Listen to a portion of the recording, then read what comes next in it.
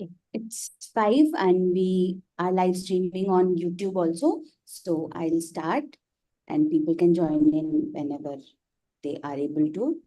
Okay. So first of all, thank you everybody for making time, both to the panelists and to the participants who are watching us online. Thank you so much for making time on a Thursday evening and joining us today. The format is pretty simple. I will start by introducing our panelists, and then we will move on to have ask a lot of questions that I have for them. But I would request the participants to put in their questions onto the chats or a Q&A box, whatever is visible to them at any point in time they want to, and we will take up the questions whenever we can. This will be a very free flowing conversation, and we would definitely, and this is all about knowing ET and ET more. I'll start by introducing ET Seth. ET is a systems thinker and strategist with 24 years of experience in design education, Indian crafts, product innovation, and social development. She is a partner at Treemouse, a strategy design firm that is driving sustained impact through behavior-informed interventions across healthcare, public services, technology, and social entrepreneurship.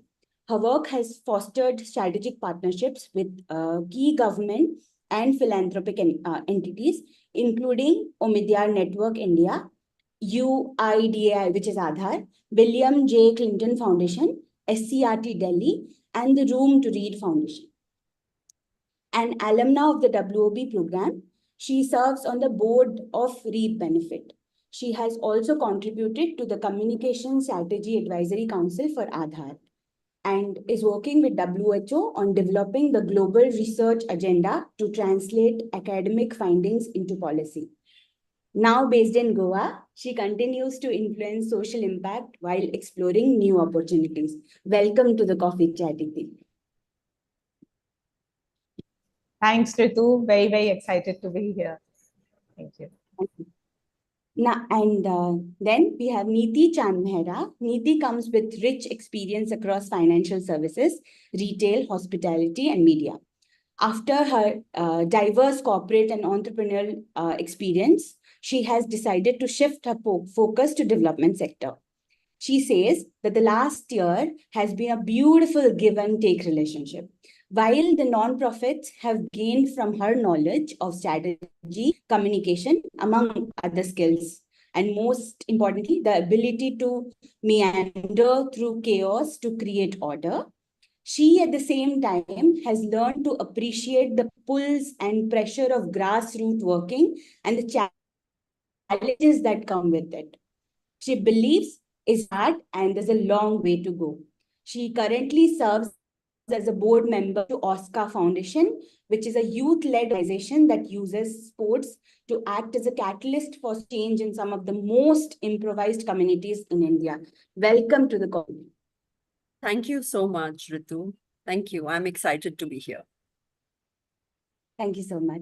So before I go into the lot of questions that I have for you guys, I would like both of you to share a bit about yourself and your journey up to the point of WoB and beyond WoB right now when you guys are working as board members for Reap Benefit and Oscar Foundation.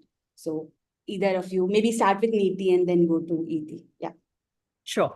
So like Ritu said, I have worked across various sectors. So I am essentially somebody to whom change comes quite naturally. In fact, I think I quite enjoy it. After working with the corporate sector for a good 20 plus years, I moved on to do my own business as an entrepreneur. And then last year, I decided that I was going to move to the social sector because at that point of time, I thought that I didn't want to continue selling luxury goods or, I wanted to get into something that would add value to me. And I was essentially looking at the social sector as a place that would give me that kind of experience. At the same time, I wanted to continue doing, um, something that would be relevant to my experience. So as a result, I got into this. I'm looking forward to a lot of fun. Working on the boards of the companies is interesting. So far, as a board member, of course, I'm working with Oscar, but there are other organizations that I'm working with. So yeah, looking forward to this. Very, very interesting, Niti. And I think, the part where you talked about change being something that you're very comfortable with, I think that resonates a lot. So I started my life in design. That's what I got educated in. And then for about 5 years, I was working in Indian crafts in different areas, Northeast and Kashmir. And then for about 13 years, I changed literally planets and worked in medical devices, designing medical devices for 13 years. And then for the last 6, 7 years, I've been working in strategy, design and strategy. So I think for me that connection with how people are, how they behave, that has remained a very strong connect in the work. And so even though some of the work that I do right now at Tree Mouse, it does have a development portfolio as well as a corporate portfolio. But there is, like, I was consciously looking at something that will help me understand the system better, help me connect the dots better. So I think that's what led me to exploring what all is there happening in terms of a mentoring or a cohort, or a group or a peer-based learning that can allow me to do that better. So I think that's my journey that led me to WoB, and I knew someone from the first cohort professionally. And once I got to know that this is something that she's been a part of, then of course there was interest. I explored, connected with Aarti and the other people in the WoB team, and then of course got in onto the second cohort. Yeah, that's largely been mine. So clearly, Iti, you and I are both about wanting change. Which has led Or us being, yes, or being very comfortable with it, being very which, comfortable with change. yes, Yes, because and that has led us here. yes, Yeah. yes. That was so interesting to hear. Thank you so much, guys. And when you say change comes naturally to both of you, I mean, that will be my biggest takeaway from this right now. That if I want to grow and become something, I mean, I obviously admire both of you so much. So yes, that then have to be my mantra also. That change should come naturally to me. Okay, thank you so much. Moving on, Niti, I would like to ask you this. Immersive, experiential, reflective are the words that we hear about the program. Could you please share a little bit about how the program was for you? So definitely immersive, experiential. So the fact that we were taken through the journeys of various people, starting from founders to people who were currently heading organizations, for example, Oxfam, it gave us a very good view of what the social sector was all about, from the grassroots working to the top level working. So the way I look at it, for me, it became an excellent view of the macro and micro workings, without necessarily doing it, but an excellent overview. To understand that, okay, these are the various spaces. And as a board member, one needs to understand all of it. For me, because it was also a point at which I was wanting to get into the social sector completely, this overview was an excellent start. So and it was done in a manner which was beautifully immersive. We met the entire cohort in Delhi once for 2 days, and then in Bangalore. And it was a beautiful time with all the women getting together. And for me, actually, personally, I have boys at home, and I very often get so tired of it that I tell them that now I need to go and talk to my mom or my sister, because I just need to hear regular banter. So I want to get away from this household for some time. And I was put in a space, and especially when you're working in the corporate world and the kind of jobs that I have done, sales and marketing driven, there's a lot of, you see more men than women. And here I was suddenly in a space which was a very huge comfort space, everybody extremely positive, no politicking, a lot of goodness around, and everybody who came from a space of wanting to make it better. So it was a beautiful experience.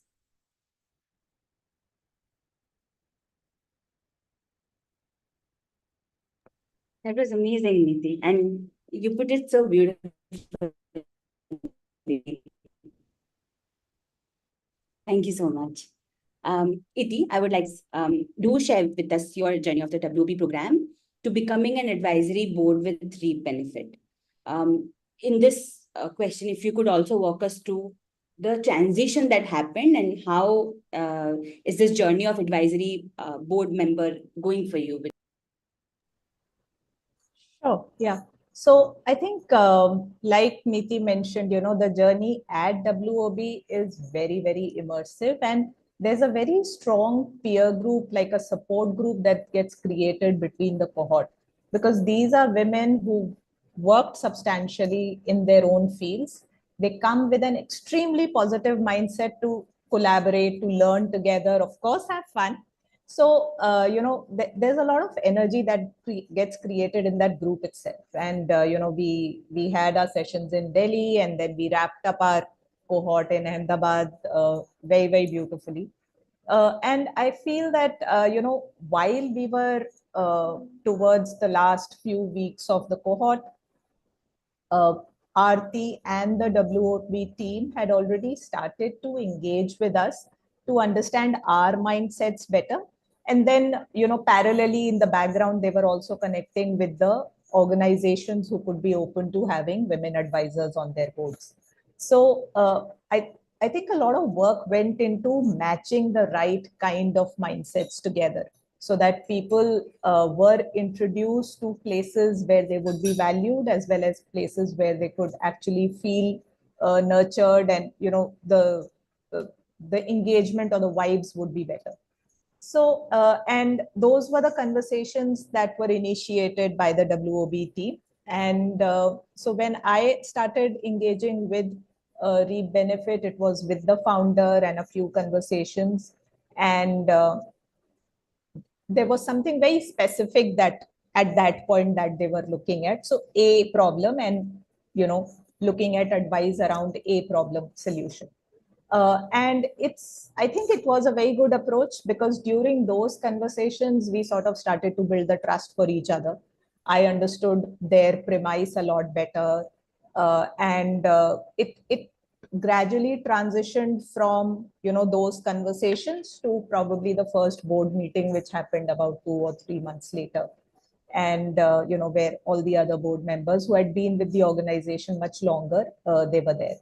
And I think from then, which has been a little over a year, uh, the the transition has been that I have also actively looked at engaging more with a larger team, and not just the founder, so the senior leadership.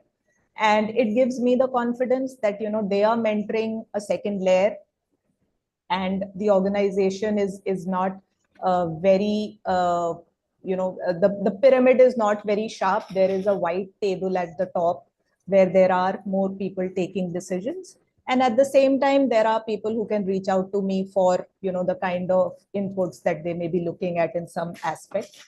As a board, we function both ways. So there are some decisions that get taken collectively. There are 4 members right now, and a lot of times it is that each one comes with certain individual expertise, or areas where we are better at. And then the team at the organization, the team at Reap Benefit, would connect with us individually and shape those further. So yeah, so I think both those things work out. And for me, again, I think both the variation in the space works really well. because when it comes to engaging individually, I'm a very early morning person. So the founder and I may be talking at 7:30 in the morning, and finishing our things and wrapped up. And when it comes to meeting, of course, a larger team, then we plan it and we do it properly over a call and settle things out. So yeah, that's largely been the journey. That sounds very interesting, Idhi. Thanks for sharing that. And it was very, very detailed. And so I really liked how you described the transition and the journey so far so beautifully. My next question will be for Nidhi. What value addition do you feel that you have brought to Oscar Foundation, to the board and the ecosystem as a whole? Okay, so while I answer to you for Oscar, if that's okay with you, there's a question that Aarti has posted, which talks about continuing to discover and learn about the sector through everything that I'm doing post WoB. Is that okay if I include that as a Yes. part of the response? So Sure. what I'm doing right now with Oscar, or let me say how I started with Oscar, it was essentially, so Oscar has a large number of people who are already a part of their advisory board. And when I met the founder, he was at a juncture where he felt that despite having so many people, he wasn't getting the support that he was looking for. And with conversations between Aarti, him, me, we decided that I would join. And one of the earlier things that we decided we would do was to figure out how would we get more engagement in. So now one might say that the board isn't engaging, but the reality of this is, Ritu, it's a very different scenario. The fact is the founder has his thoughts in one place, right? This is what he wants to do. He's used to functioning in a certain manner, and many of them are like that. Like now I've interacted with a few others as well over the last 1 year. I'm in fact talking to 5 different organizations at this point of time. I'm formally on the board of Oscar, but I am consulting 2 others where I'm definitely consulting, and then another 2 who I'm otherwise in conversation with. Now, the point is that their whole board and advisory board relationship is as fluid or as rigid as you want to make it. With Oscar, we started with very minimal communication with the advisory board, to which we were able to bring it to a point saying that now we have a certain degree of connect between the advisory board and the founder. In fact, it took me a few months to get them to get everybody on one platform. And one might say that, you've become the advisory board member, but the fact is that the journey is more a function of how much trust you're able to build with them, for them to entrust you to start telling them that, okay, this is right for you and this isn't, because on the face of it, they don't necessarily want to listen to an outsider. Right? And you are an outsider. You're somebody who are coming from the corporate world. You think you have spent 23 years in the corporate world and you can change everything over here overnight, but it doesn't happen that way. But we have now moved on to saying that not only is there better interaction in the board and the advisory board, we have now moved on to say that from an organization which last year prepared its annual budget of 2024-25 in June 24 to saying now we are looking at the next 3 years. So it's a transition, right? To say that now we are willing to look at a future scenario as well, and not. I started talking to them for the budget for this year in Feb. It finally got closed in June. Any corporate person would have finished it before March to say that now our board meetings need to start. So you understand the difference between the two spaces, right? We come from a sector where we're used to order, we are used to certain things which have to happen within a certain time frame. Your board meetings are done, blah, blah, blah. And here there's so much fluidity that comes in simply because they're not used to it and they're not necessarily getting questioned, right? Because the board itself is a function of people who you have chosen to have on the board. So it's very different with the smaller organizations. With larger organizations, I'm sure it stands differently. And like I said, the other organizations that I am talking to, I'm seeing very similar scenarios. Some of them do have to go back to their trustees or to their board members, but that's essentially only to take a final financial yes, which is also a decision very often of the founder, but he needs to formalize it. But the people who are sitting there are actually the people of the founder more often than not.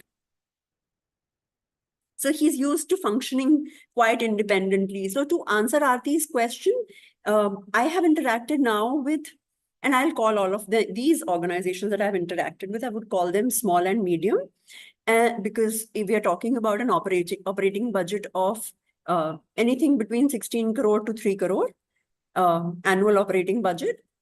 So this is as far as the board's part of it is concerned. But besides that, when you get into the sector, what you also get an opportunity is to understand what are the macro things that are moving the sector. Like there are certain issues which I have started getting exposed to. I don't think we need to get into that kind of thing, but those are essentially saying those are fundamental issues in the way, for example, funding gets done. Or and which one may not agree with, but that's the norm. So those are things which need to change at a much larger level than just the small functioning of one little organization which is doing its bit. So yeah, it's a very interesting journey.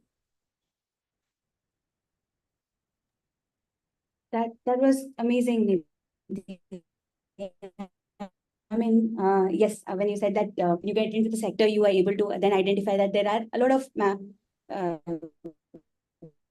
there are a lot of fundamental issues that probably wouldn't have been dealt because they were not seen in that lens, or nobody saw it like that. It's amazing, actually. It was very and nice the thing is hearing now how what has happened is that even if something is being seen, it's become a norm.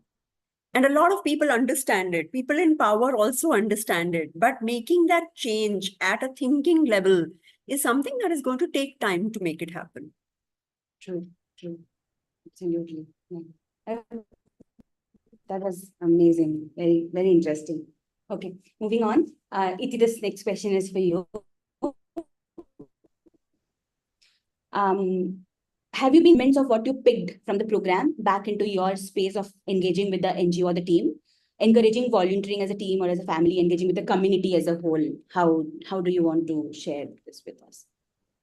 So I'll see it more as also a personal journey that I had been working and volunteering earlier. I've worked with organizations largely in Uttarakhand in the Kumaon, rural Kumaon areas, and so there was a better, or maybe a comparatively better understanding of what it means to be part of an organization as a volunteer, where your role may just keep evolving because it is aligned to their needs.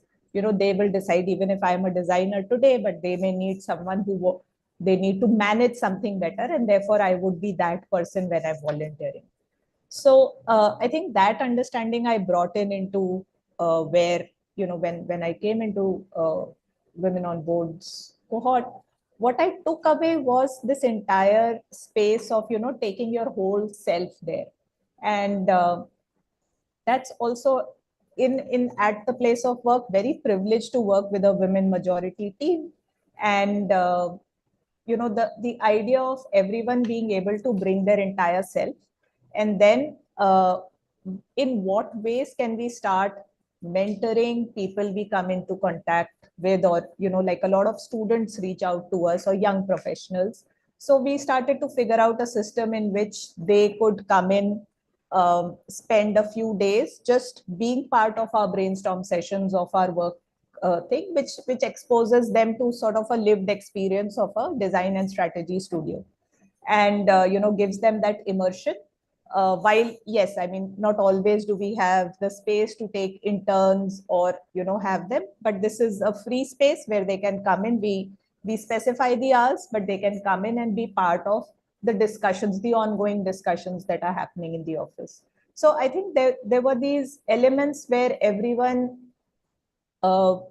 attempted of how the ecosystem around us could start to be brought in, so the doors started opening a lot more. That's where I would say. And as such, like most of the organizations we've involved with, like I think it's the same for Oscar and as well as for WeB. So since it's a youth mobilization organization, there is a lot of focus on youngsters getting themselves, finding the motivation to uh, to be part of that larger mandate that the organization is driving. So I think even enabling that, whether it is from a communication strategy point of view, whether it is from a program design point of view, whether it is from smaller nudges that need to be enabled, that how do these youngsters, these 15-year-olds, 18-year-olds feel excited to be part of this program? I think that's also been a great learning that I carry back now when I'm engaging with people around me. So yeah, for me, those would be some things. And I feel it's an evolving cycle. So we'll always need to do a little more. But WOB really helped us at least see those things and open doors and let people in. Thank you, Iti, for sharing those learnings. I mean, amazing. And listening to you guys, I feel like awed. Seriously. There's one question that he has put for both of you, the NGOs, and do you find conflicts, and how easy is it for you to resolve that? If both of you could answer. Yeah. So hi, Sukhi. And I think for me, in terms of conflicts, yes, there are. And the nicer part has been that there is always the conversation open to be able to get through that. So when there are, it's the conflict is usually an impasse where everyone feels that their point of view is strong enough and doesn't have more room to to expand or to let different points of view exist put together. So I think at an impasse level, we've always been able to have those conversations. And something that had Aarti had talked about during our initial WOB days was that yes, you are an advisor. So after a point, you need to take that step back and look at the organization as being able to take its own decisions. You're advising the decisions. So I think drawing that line for me personally has also helped. So then I'm able to take that 100 feet view of the situation, give them my perspective that this is how I see it panning out, and then leave it to the leadership team to then take that forward. As time commitment, I think I wouldn't say a weekly, because I mean I don't have to engage weekly, but overall maybe about 2 or 3 days a month, divided over calls and someone just pinging in something. A lot of it happens async.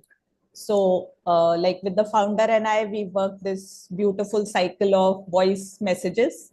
So if we've talked over something once and both of us are thinking through it, then we'll send each other voice messages when it suits us best, and then connect again to close it. And with the other people in the senior leadership, again, what works best. So all of them, it's nice that all of them come as their whole selves. So some of them are young parents, some of them are primary caretakers in their family. So we all figure out what is that schedule that works for each one. And I also have like a very active 6-year-old. So I also need to figure out when am I available. And we manage that. So time hasn't been an issue till now, hopefully. Yeah, Niti, your thoughts? So yeah, as far as the time is concerned, some of them can get demanding. So for example, for me, like I said, that I'm working with various organizations now. So with one of them, the relationship is as simple as during the month we talk not more than twice, but when need be, I'll even go and spend a day with them. So, for example, with Oscar, we have a workshop tomorrow, and I am part of that workshop with them because we need to take decisions as to what is next post the workshop. Then there's another one with whom, after a certain period of very aggressive demands of time, finally I had to tell him that we're going to do 1.5 hour meeting once a week. And whatever we capture within that, we do, and the rest is your homework, not mine. So it varies, right? Then there's another one where we do fortnightly call, an hour-long call fortnightly. And we get into updates and thoughts and ideas. And then we structure, if we need to have a larger meeting, then I'll leave them with the fact that you get the team together and on such and such date, we'll have a larger meeting. So yes, a large part of it is that I have had to calendarize it. Otherwise, it can become extremely random, actually, because what can also happen is that, so for example, now we've started some work with the Northeast, and that's also something very interesting, and we can have that conversation later. It's Aarti's baby. When I say Aarti, I'm talking about Aarti Madhusudan, not Aarti Mittal. So it's her baby. But yeah, we're doing that piece. But then the organizations that I'm talking to over there, it's even happened that we've had conversations a week in advance. We've decided we're going to talk at such and such time, and we're doing a workshop on the strategy. And all of a sudden, in the morning, the founder comes online and he starts chatting with me, and I realize that he's sounding extremely distracted. And I ask him that, what's the matter? And he says, I'm in the field. And just because I had committed to you, I've come on the call. Otherwise, I had no intention to.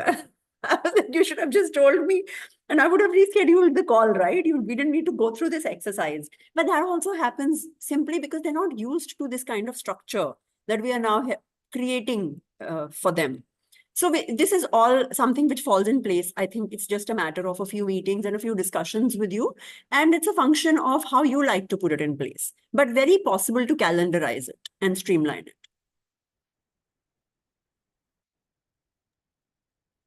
Thank you. All the pointers that you just put for the role of an advisory board it's really, amazing. Yeah. I hope that answered Sukhi's question. I'll come back to the other questions put in the chat. But before that, quickly, I would like to ask Neeti a question, which is, what would you say are the top 3 things that this program did for you, and like top 3 takeaways from the program? From the program? Yeah. So I already said that I loved the fact that it gave me the macro and micro picture. But if I have to tell you the top 3 things, it's connections, connections, connections. It's just that. Because the fact is that I was very new to this space. I did not know anybody. And I had decided that I wanted to make a shift. And when I was deciding that I wanted to make a shift, at that time I didn't want to get into volunteering alone, because I thought that will be a waste of my life experience and all the stuff that I have done till date. So I was looking for a space where I could use the person that I have become. And so the program seemed like a good entry. And when I got into it, it's just something that I came across by chance while I was talking to somebody, and I was explaining to her my aspirations, and she heard me and she said, oh, is it? Why don't you do this program? And I said, okay, I connected and I spoke to Priyanka and I kickstarted on the program with not really knowing what to expect except for the name, which was told to us right in the beginning that we're not committing that you're going to be on the board. It's something that we will try and work for you. But for me, it was very important to get a picture for this space. What it gave me was that picture, and additionally the connections through the program with the people who I am now able to reach out to, who I'm able to now work with. In the last 1 year, like I said, I'm working with 5 different organizations now. So in a way, I have at least kickstarted my journey at the right place. And why I say kickstarted, because I believe it's the beginning of this part of my journey.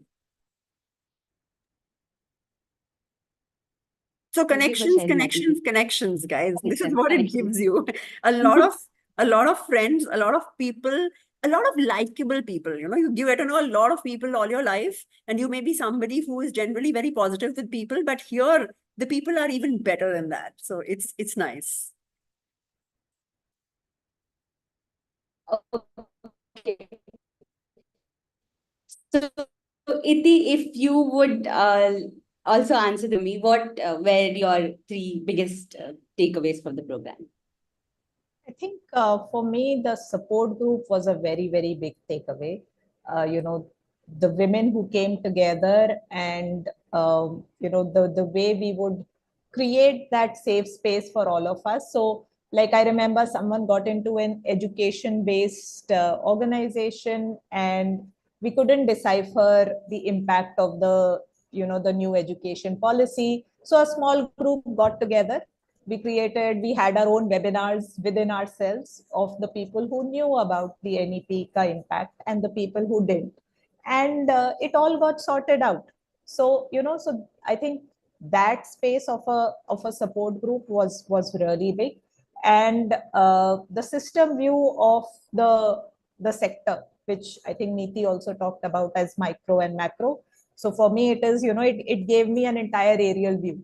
What are these underlying linkages, what's visible, what's not visible, what could be those challenges. So that I think two big things. The third, of course, is all the fun that we did, so like absolutely fantastic. And I would say that, when one is looking ahead at a women first team or a women first space, there is a lot of comfort that comes, because especially for people similar who worked for a substantial number of years, because each one has had a very inspiring journey just because of the cultural setup India is, so no matter where we are coming from, each one has had their own challenges. So when such a group gets together, it's beautiful of the kind of stories that we carry within ourselves. And then, of course, what we can hopefully enable for a larger cohort. Yeah, that will be mine.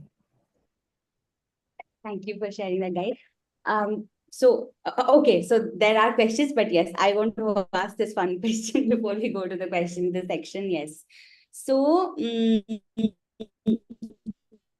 I wanted to understand the challenges that you're faced as an advisory board with the organizations that you're currently associated with it, and how did you guys overcome it?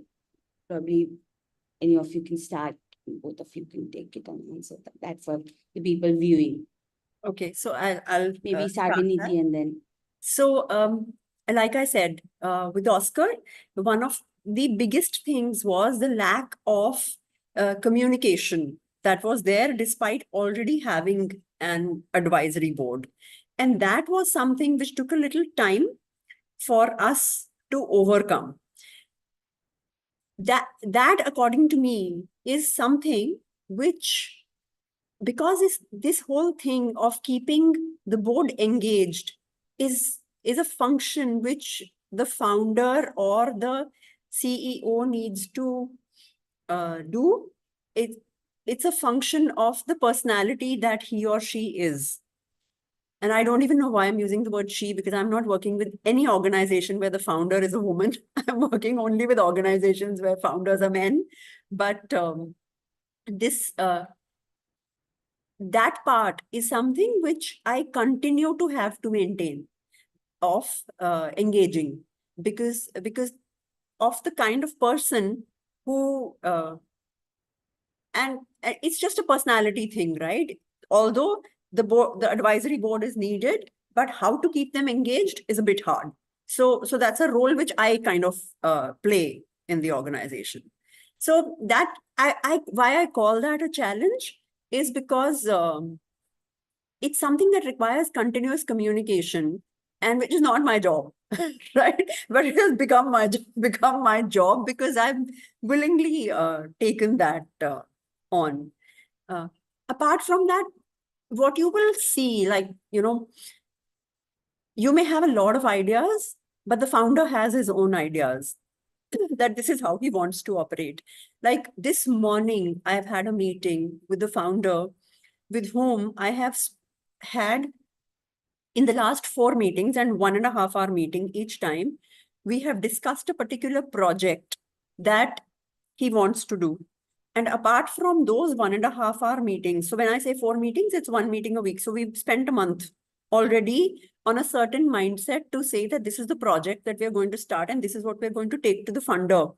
He has done some groundwork on it. I have separately done some groundwork on it to understand whether it's something which will look viable or not, and trying to understand what the costs are going to be, etc., etc. Today, he tells me that I don't think I want to do it. And why? Because I think I want to remain a specialized organization. Right?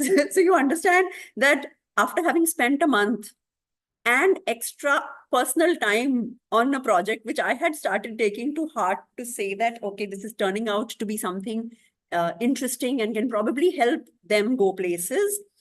There's a change of heart, and it's not a rational explanation at all.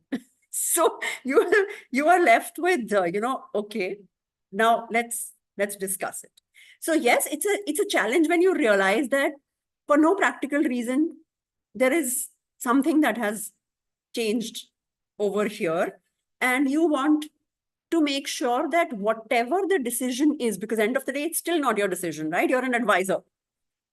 So whatever the decision is going to be beneficial for the organization, because you are looking at it as somebody who wants to see the continuity. And you saw a project which you believed would help continuity more strong than the current state. And the founder is now beginning to doubt the thought.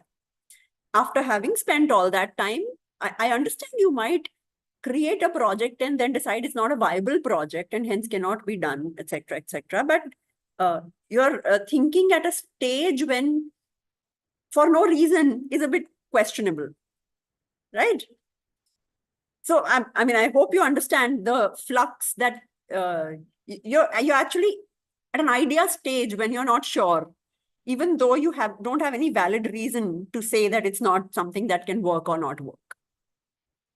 Yeah, so those are the kinds of challenges that can come up. So I've actually left him this morning with, we're going to talk about it. I need you to sleep over A, B, C, D. And then after that, we're going to talk.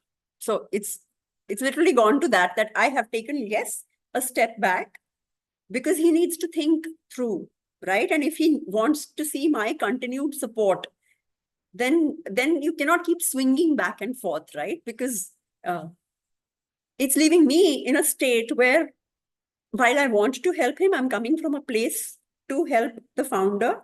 And that's the whole idea behind what I'm doing. I do want to see it leading to an end result.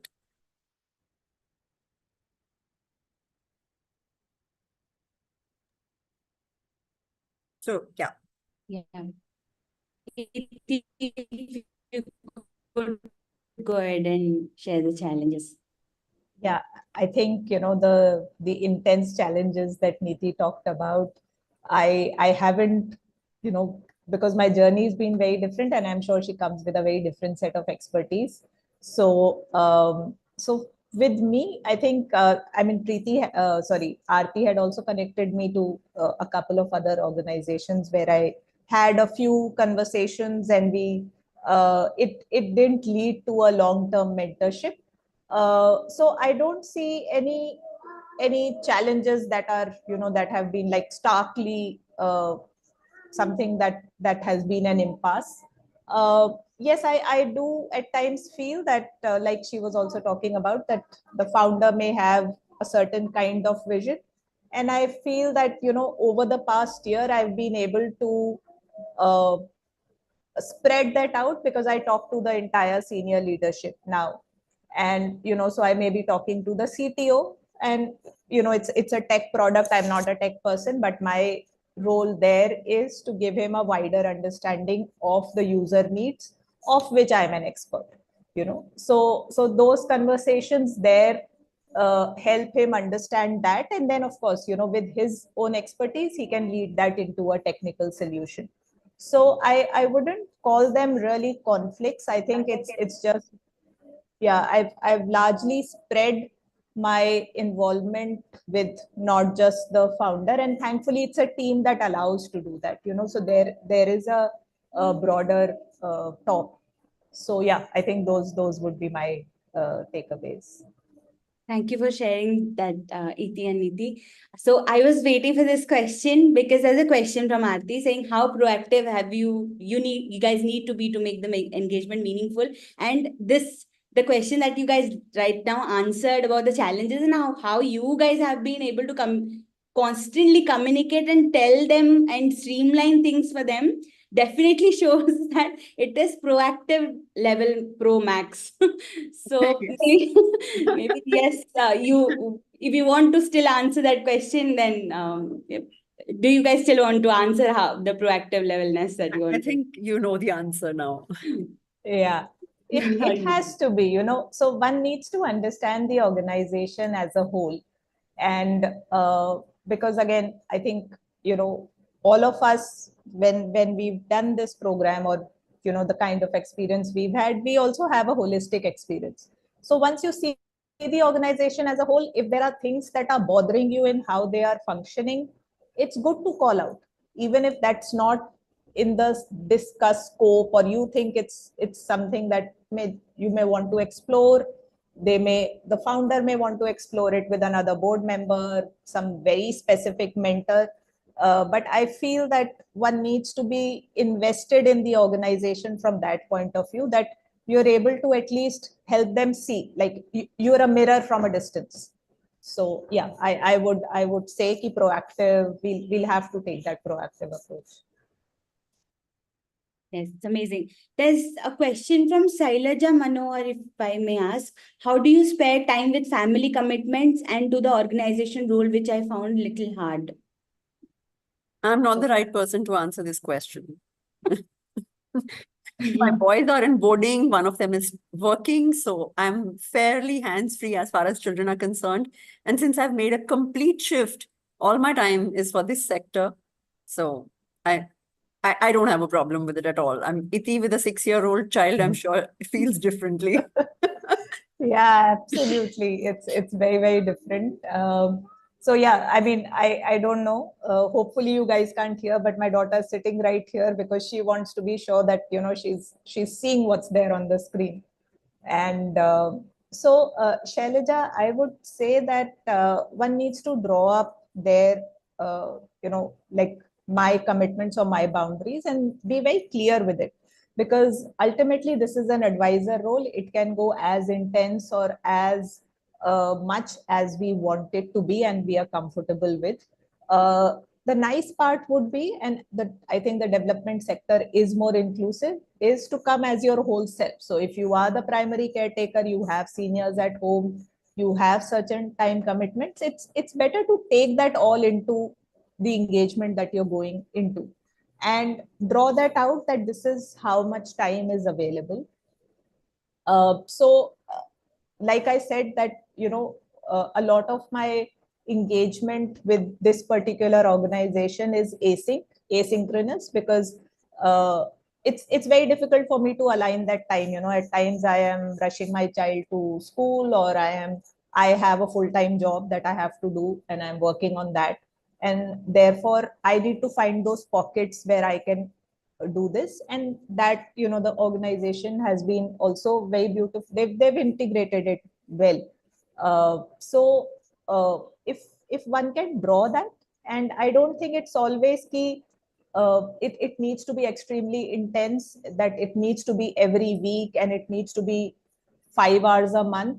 Even if it's less, as long as there is some value that you are getting out of that engagement, and of course the organization finding value in whatever you're sharing with them, I think it would work, because they can have advisors at different intensities of involvement.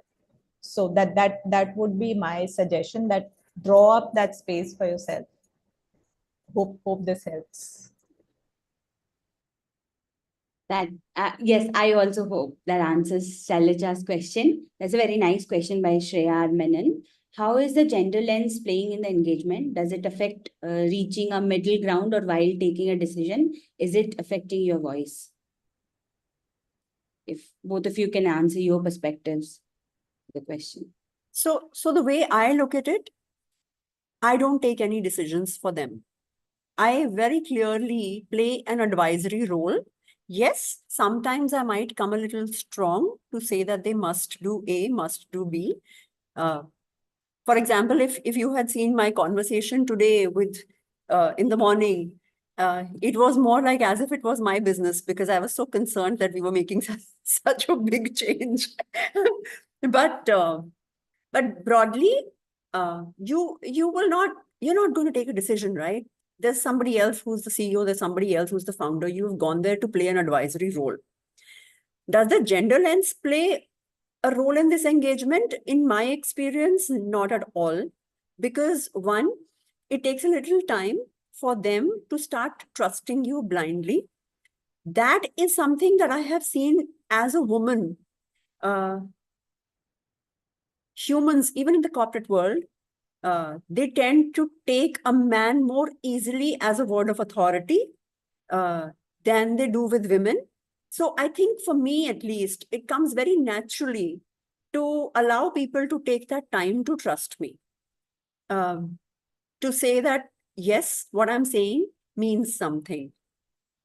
So the organizations that I have worked with, I think barring one of them, everybody else took at least 2-3 meetings for them to start feeling a comfort space to say that what I was saying was something that they definitely would look into. Initially, it was all only discussions, and it was more about understanding them. And then, of course, because you worked for so many years, you do share a lot of things with them which are a norm. Like if I talk about communication, they're bound to listen to me because they don't understand that space at all, right? And you come with an experience of all these years.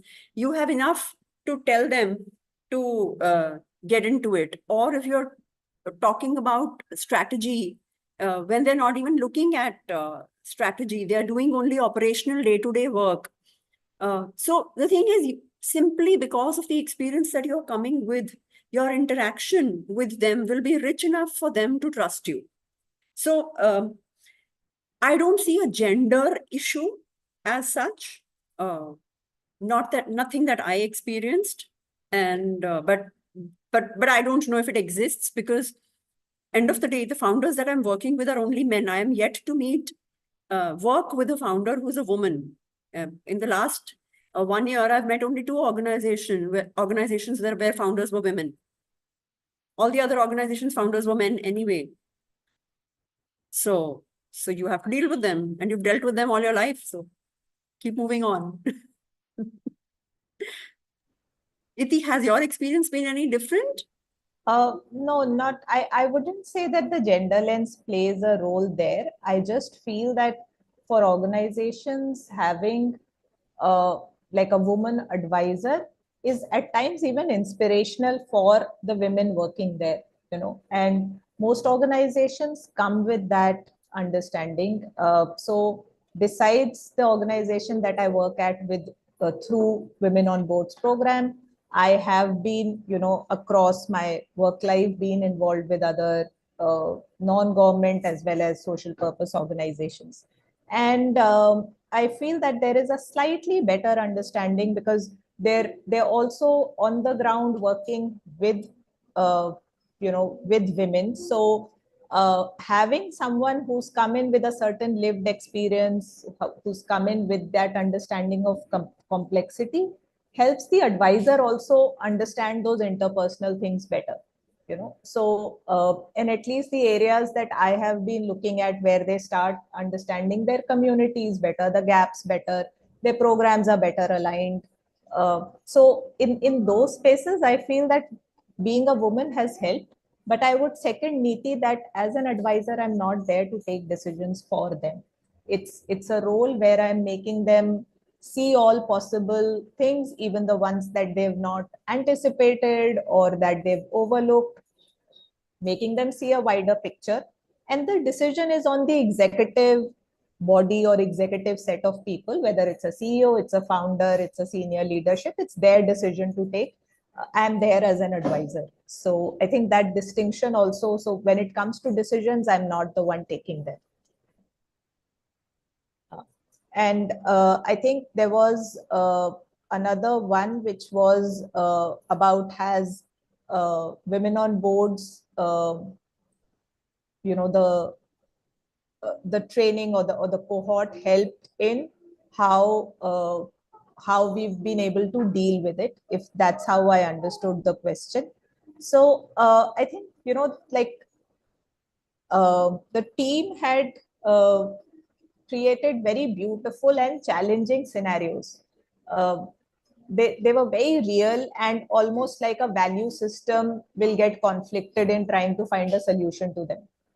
And that's the space that it was, you know, once the teams got together in those sessions when we were at a common place and trying to solve this scenario ki ab NGO band kar doge, or will there be a second step to it? What will you do? Will you go with this funder or not go with this funder?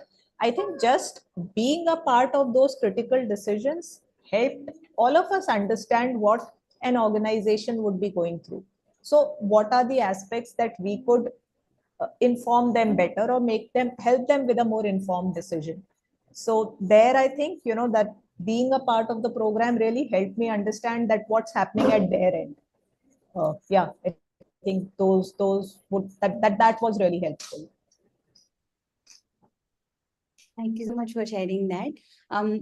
There's a question about the time investment. I understand it. There cannot be like one answer to it, but Yeah. if you guys could share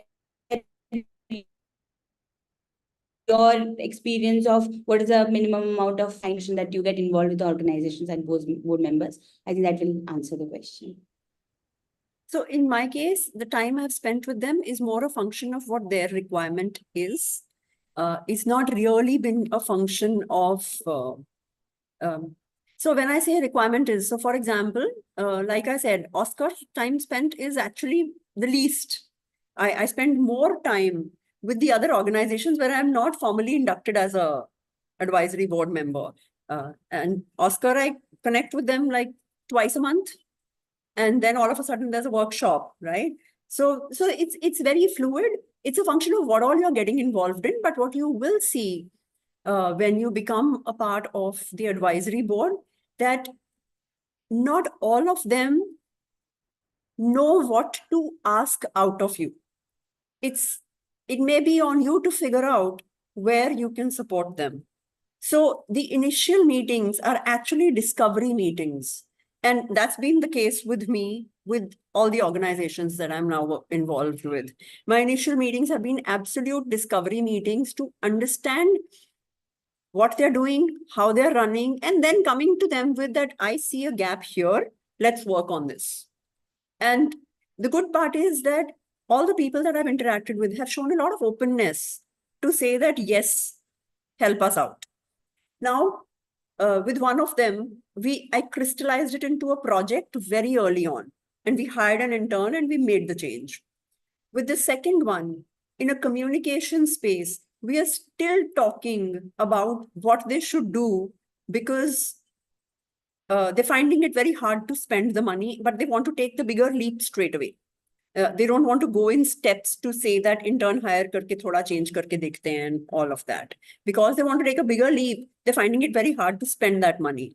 And yet they want to do it. So we are still figuring out a plan to say that how do we go about putting it in place.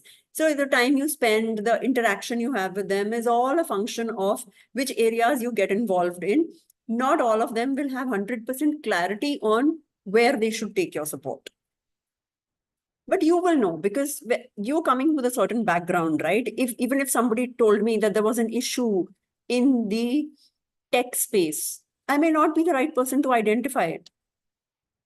I may be a good person to identify where the strategy or the breakdown of strategy to KRAs, etc., is going wrong, or what is not working as far as the communication space is concerned, or what's going wrong with fundraising. But I may not understand if they are doing anything specific wrong in HR. I may ask them for their HR policy and understand if the basic policy is in place. But the rest of it, I may not see value in putting too many things together because they're such small organizations. But an HR person may come with a different perspective on something like that. So you'll find your own space as you start talking to them.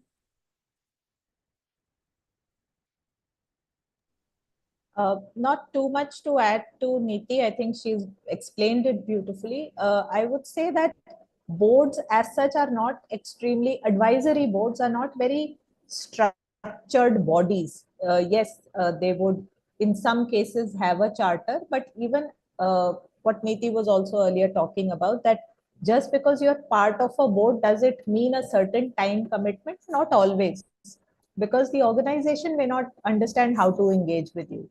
So you will have to proactively call out that these are the areas when you're facing challenges like these, please reach out to me.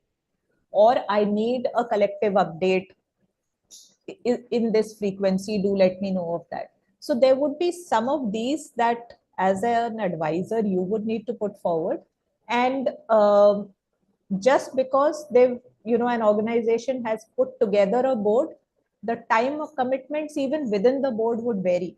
So it varies with Deep right now. There are board members and the board chair who's based in Bangalore, and she has a very different level of involvement than, some of us who are not based in Bangalore and who don't interact or visit the organization for sessions as frequently. So I think it would vary, and you can define it as well based on your own expertise and how much you're willing to take on. Yeah. That was an amazing answer, both of you. Thank you so much. I know we are over 2 minutes already, but there's one question. If you guys want to answer, then we can close. Is it okay if I take 2 more minutes of your time for both of you? Yeah. Yes. Thank you. So that's the question on how do you manage being an advisor alongside your regular job? Is it feasible? And if yes, then how? I think it's a very important question. To Iti. I'm passing it on to Iti since I'm not doing any other job. Okay. So I think, again, like I mentioned earlier, that one needs to set, what is the boundary that one is available in. And so the way Niti can involve herself with 5 organizations, I can't. So I'm right now involved with one, and there's another organization that I've been working with, volunteering with almost for 20 years, and that continues.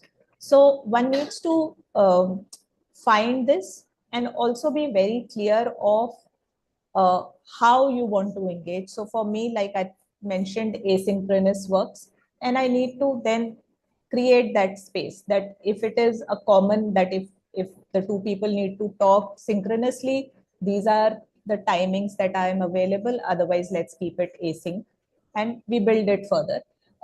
Communication in different modes therefore becomes critical. Does a WhatsApp chat work better for you? Are you more comfortable on writing and then sharing pictures of your notes and then figuring out next steps?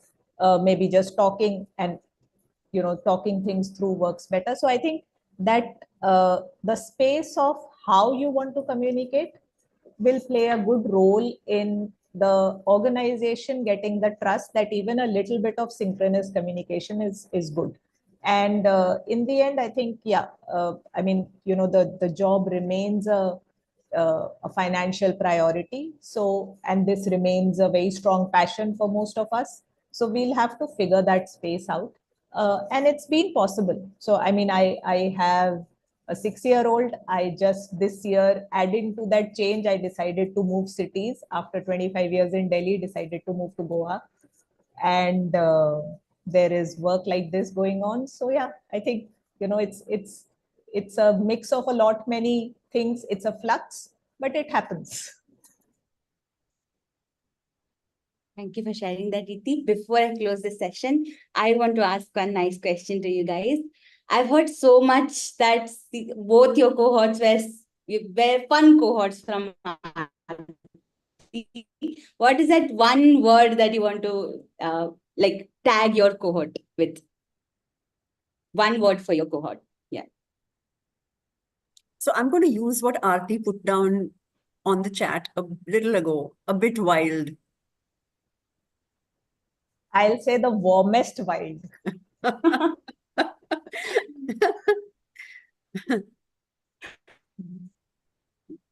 That was amazing. Thank you so much, guys, for the session, the insights, and sharing, being so candid and sharing all those, answering all our questions and sharing all your thoughts and experiences. There were a lot of questions, and you guys answered them really well. I don't know. I don't have words to describe this. It's always whenever I have a coffee chat and meet women professionals like you, I really see myself being there someday. You guys are really idols for me, and that's what I'm taking away from this session. I really enjoyed the coffee chat. Thank you so much for making time for the coffee chat, Niti and Niti. I really appreciate it. Thank you. Thank you for the opportunity. Thank you. And all the best for you. We look forward to having you do more and the change that you enable. Thank you. Thank you so much, and thank you. Ritu. You've been a lovely host and lovely meeting you, Iti. Yes. We'll And connect separately too. yes, we will. We All will. right. Thank you to everybody who was here. And Yes. And it's to the been energy that Aarti has enabled in this universe, yes. this cohort of women who are out there making change. Thank you. Lovely. Bye-bye. Thank you. Bye. Bye.